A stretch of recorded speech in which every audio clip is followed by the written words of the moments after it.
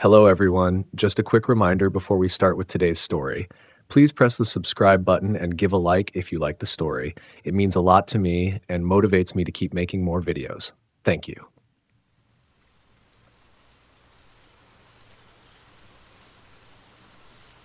Ever since I moved overseas, my sister and I have made a habit of sending each other care packages.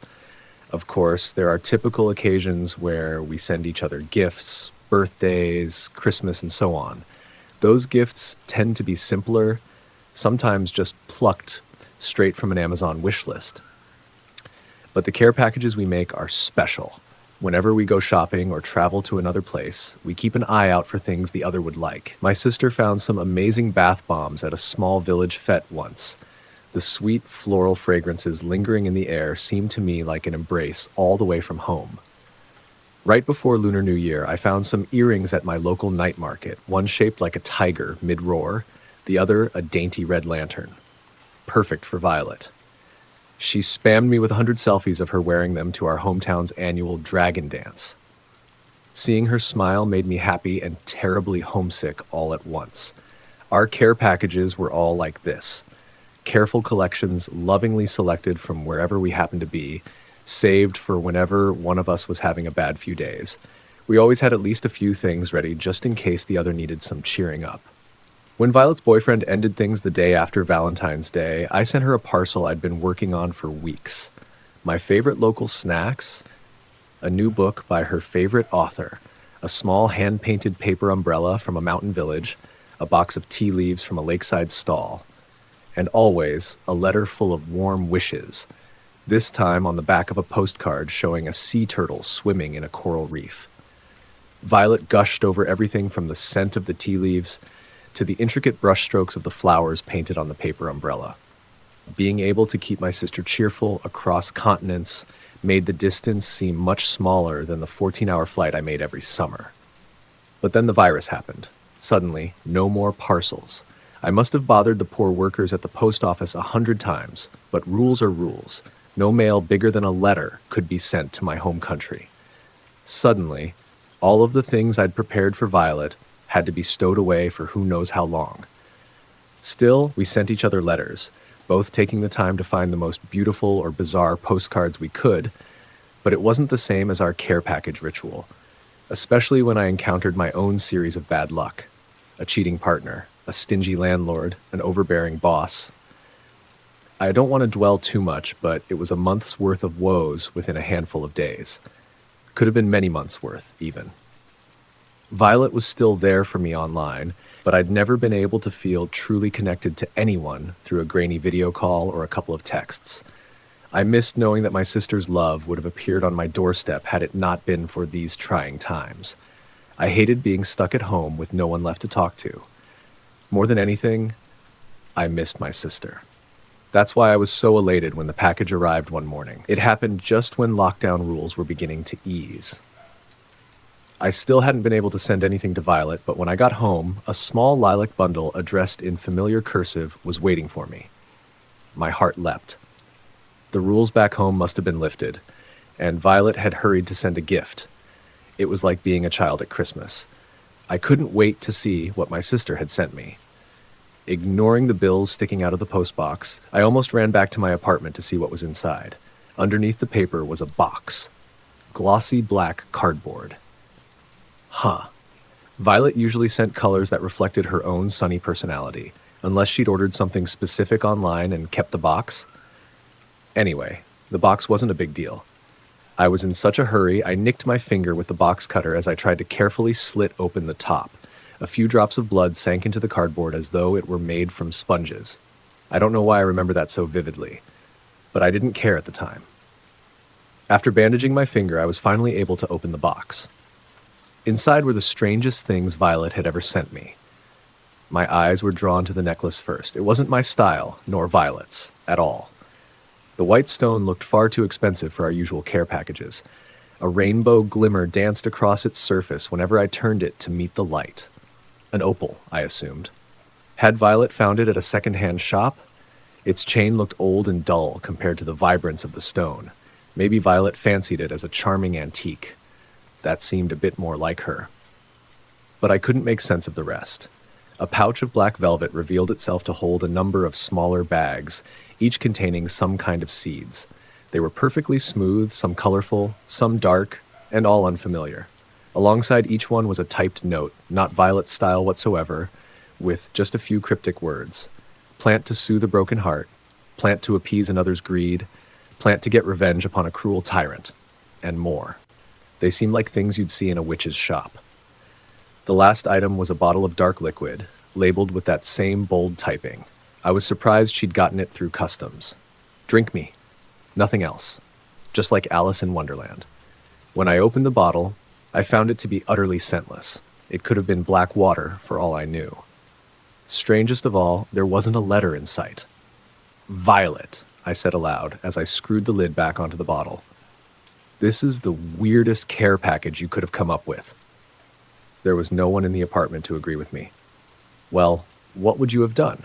I decided not to contact Violet right away. With our time zones, I'd be bothering her in the middle of the night.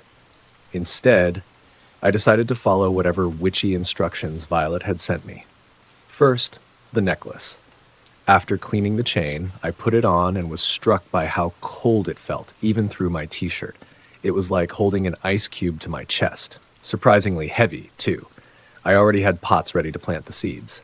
My balcony gets a lot of sunlight, so I had no doubt whatever they were would flourish in no time.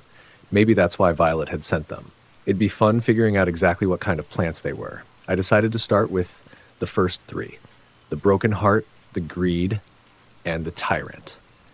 As they sank to the soil, I felt a strange sensation, as though I was pushing my troubles away into the soft dirt. It was strange, but not unpleasant. When I watered the seeds, I felt droplets run lightly down the back of my neck. It was a hot day. Sweating isn't abnormal. The bottle, I decided to wait and ask about. I couldn't be showing up to work under the influence, after all. It was a few days before I realized I hadn't mentioned the care package to Violet at all. I don't know why it slipped my mind. Maybe because nothing in the package made sense. Maybe because I had too many other things on my plate. Work, bills, trying to keep my head above water. Whatever the reason, I had forgotten all about it. Until the knocking woke me up before dawn.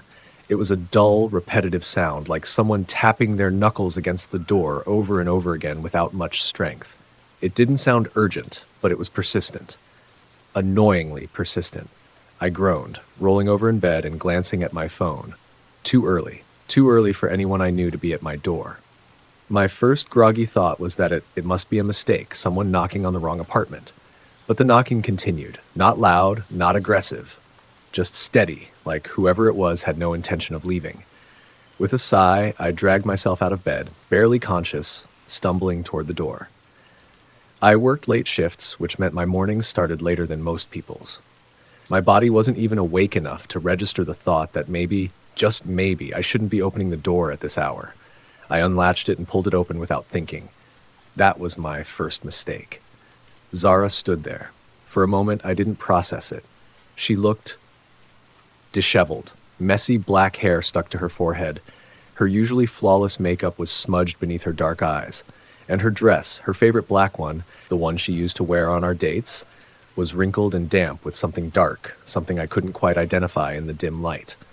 She staggered forward, stepping into my apartment before I had a chance to react. "Evie," she breathed, her voice raspy and weak. "What did you do?" I jolted fully awake, stepping back as she moved past me. "What? What are you doing here?" I snapped, instinctively putting space between us. My heart pounded hard against my ribs. "You can't just show up like this, you need to leave." She ignored me. Her glassy eyes flickered to mine, full of something I couldn't name. Fear, pain, desperation? "Evie," her voice trembled. "Please." I noticed the dark streaks down the front of her dress again. Wet stains. Had she spilled something? It looked too thick, too heavy. A cold realization crawled up my spine. I took another step back. "Zara, what's going on?" She didn't answer. Instead, she coughed, a deep, shuddering cough that shook her entire body. And then I saw red. My breath caught. She was coughing up blood. Thick droplets dripped down her chin, staining the front of her dress even more. Her body swayed like she was about to collapse. Panic took hold of me. "Zara!" I reached out instinctively, but she lurched forward before I could catch her. She barely made it another step before she crumpled to her knees on my floor. Her fingers trembled as they gripped the fabric of my pajama pants, clutching onto me like a lifeline. Her breathing came out in short, desperate gasps. I didn't know what to do. "Evie," she rasped, her eyes dull with like resignation. "I'm sorry." Her body shuddered, another violent cough tearing through her. More red splattered onto the floor. My hands shook as I grabbed my phone, my mind racing. I needed to call someone. An ambulance. The police. Anyone. The moment I started dialing, she stopped moving. Her body went still, her breath coming in slow, uneven gasps. I barely registered the voices outside, the rustling of neighbors peeking through their doors, the muffled whispers in the hallway. Had she been coughing up blood all the way here? Had she been trying to get to me this whole time? I couldn't think, couldn't breathe. The paramedics arrived fast. I barely remembered what I told them. Everything felt like a blur, like I was watching it unfold from outside of my own body. By the time they carried her out, she wasn't responsive. Later, at the hospital, the doctors told me she had ingested something toxic, something they couldn't quite identify. They kept asking me questions. When had I last seen her? Did I know what she had taken? Did she say anything about what she had done? I had no answers. And then there was the guilt. I didn't know why, but it clung to me like a second skin. Maybe it was because I hadn't been kind to her. Maybe it was because, even after everything, a part of me had still cared. Maybe it was because her last moments had been spent reaching for me, begging me to help, and all I had done was stand there, frozen. When I was finally allowed to go home, I expected the mess to still be there. The blood, the stains, the reminder that she had been there. But when I stepped into my apartment, everything was clean, spotless. There wasn't a single trace of what had happened. No blood on the floor, no smudges on my clothes. Someone had cleaned up. But who? The thought sent an uneasy chill down my spine, but I pushed it aside. Too much had happened already. I needed sleep. I needed to forget, even just for a little while. It wasn't until later, after my long shower, after I threw my stained clothes straight into the trash, that I noticed it. The first seed had sprouted. I had almost forgotten about them, the strange seeds from the care package, the ones with the odd little labels. I had planted them on my balcony without thinking too much about it, brushing off the cryptic messages that came with them. But now, there it was. A sprout. Its leaves were red, a deep, unnatural crimson, and they were shaped like tiny, perfect hearts. My stomach twisted. Plant to soothe a broken heart. The words from the little label echoed in my mind. I snatched my phone from my bedside table, dialing Violet's number with trembling fingers. It rang once, twice. Then she picked up, her voice thick with sleep. "Evie, what time is it?" "Violet," I said quickly, breathless. "What are those seeds you sent me?" A pause. "What?" "The seeds, from the care package, the ones with all the weird labels." A longer pause. "What are you talking about?" "The care package," I said, my voice rising. "The one you sent me. The one with the necklace and the bottle and the seeds." I swallowed hard. "Violet, what's growing from these seeds?" Silence. Then, "Evie, I haven't sent you anything. I couldn't have. You know that." My heart pounded. "But it had your handwriting on this," I whispered. "It had my name on it." "Then it has to be someone else," she muttered, still groggy. "Did you seriously call me at this hour to talk about seeds?" I ended the call before we could start arguing. Violet and I never fought. But as I looked back at that deep red sprout on my balcony, I wished more than anything that this was just about seeds. "Did you hear about Mr. Yen?" My neighbor said as soon as I stepped foot in the elevator the next day. Oscar lived directly above my apartment. Both our homes and many more were owned by Mr. Yen, one of the wealthiest, we assumed, landlords in the area. He was the exact caricature of a stingy landlord, well-dressed, well-fed, well-educated, and completely self-absorbed. Oscar and I often shared stories of leaking pipes left unfixed and black mold creeping in ceilings. "No! What happened?" "They found him in his house last night, dead." "What?" "I know, right? They're saying he was poisoned. Rumors are flying around about a really awful scene. Apparently his wife found him all covered in blood. Do you think it was a suicide?" The cold, heavy feeling was coming back again. The elevator dinged as we reached the ground floor. "Evie, are you okay? You look like you're about to throw up." My voice was a mumble. "I think I left something upstairs. Sorry." It took me several fumbling tries just to unlock the door to my apartment. My hands were shaking madly. I hadn't watered the seeds nor the plants since Zara died. How could they have thrived? When I pulled back the curtain, a second plant had bloomed. Blood-red vines stretched out towards the sun. They resembled nothing so much as an outstretched hand. I threw away the plants. It didn't change anything. I heard the gurgling coming from my boss's office that same day. I didn't rush along with my coworkers to see what was happening, but I heard their screams and cries. I just kept typing at my desk. None of the words I typed seemed to make any sense. None of the calls for an ambulance were going to help. Nothing, right then, seemed to matter at all. I took off the necklace too. I was going to throw it away, but what if some other unlucky soul finds it and thinks it's treasure? It's in that awful black box at the bottom of my wardrobe, along with that bottle of dark liquid. I can't bear to think about it. The plants. The necklace. The bottle. Drink me. Sometimes I wonder what would happen if I did. Violet called me today, our almost fight all forgotten. I could hear the sing-song happiness in her voice. Evie, thanks ever so much for the care package. It's a bit weird, though. Where did you get these plants?